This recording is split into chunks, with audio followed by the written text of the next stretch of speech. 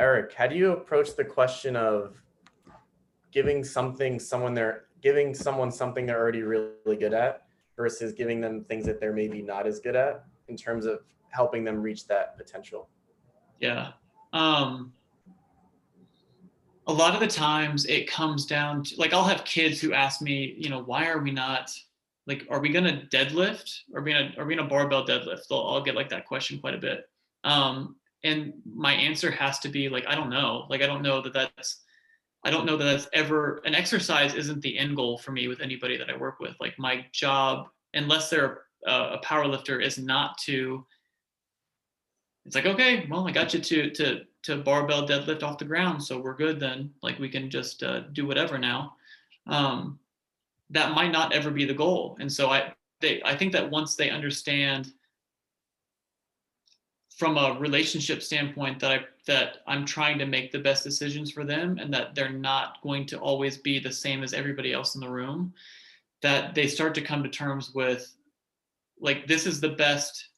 I don't like the terms exercise progressions and regressions. We're just on, I don't think there's ever this, like, we did A, now we got to do B, now we got to do C pathway for it, because that the end goal is not an exercise. I can't like reiterate that any other way. My goal is not for them to just be better lifters. My goal is for them to be better athletes, and for them to move better, and for them to be pain free, and for them to be more resilient. And so if I can make these subtle changes along the line that change the exercise from a kind of feeling perspective for them, from an execution perspective, from a goal perspective, then hopefully we're heading on the right way. And they understand that conversation pretty easily.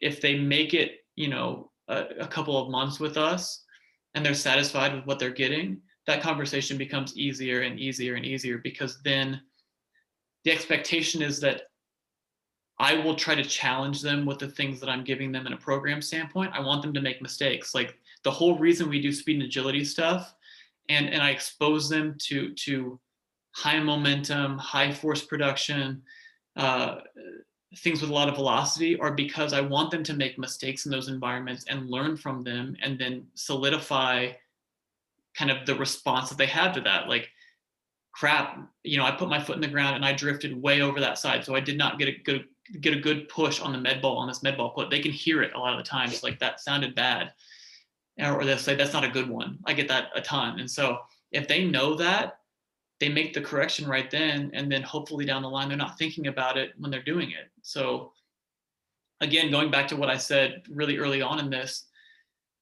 if I don't have to give feedback on it, like, a lot of my kids now, they know, okay, that was a crap rep. Like, they know it didn't look good. They knew it didn't feel good. They can sense that kind of things. Even though they might not be the most athletic athletes, they know what efficiency, what force production, what velocity feels like.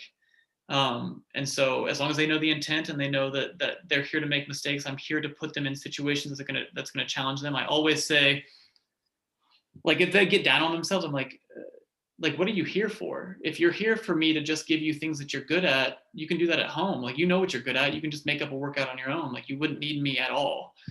So if you're going to get frustrated with not being successful in everything, which I think is a big problem in the kids that I have now, and maybe that's an area problem, although I think that's probably not. Like, the kids are hard on themselves, and they want to be good at everything, and they think they're the best, and a lot of the kids I have are the best in academics, and they're the best in their sports, and they're the best in this and that. And so when I set them up in something that they're not successful in, kind of reframing their mindset to treat it like a learning opportunity rather than treating it like a failure every time, is a big part of what I do. And then making sure that I'm encouraging, when they find success, and success comes in letter grades for me. If things, like, I'm not one to try to make everything look like an A+ every time. Like, if something looks like a D, and that day I'm able to bring it up to a B- or a C+, like, that might be success in that exercise in that day for me. And I think that they feel that, and they'll build on that next time, because, like, Jay used to talk to me about kind of the neural reward system that would happen with finding success in an exercise. And so if they feel something, and then I give them positive feedback from that, they typically remember that. They'll remember what that feeling felt like. It releases this little bit of dopamine, and they're able to say, okay, this is what a correct rep on this exercise is supposed to be.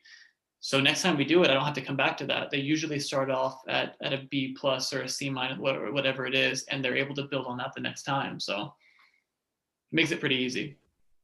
So that's one of the hardest things kids have to try to adapt to is failing. Yeah, it's huge. Yeah, I have to tell them all the time, I don't care if you fail. You'll get it right. Just give me the intensity, the effort I need, but you'll get it right, and you'll know it. A light bulb will go off all of a sudden. Right. And they don't deal with it very well.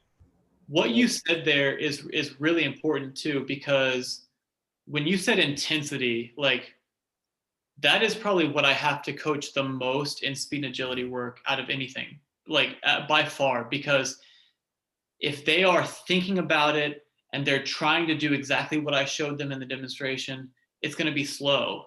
And I'm like, you have to not try to make this look exactly like I just did it or exactly like you think it's supposed to be.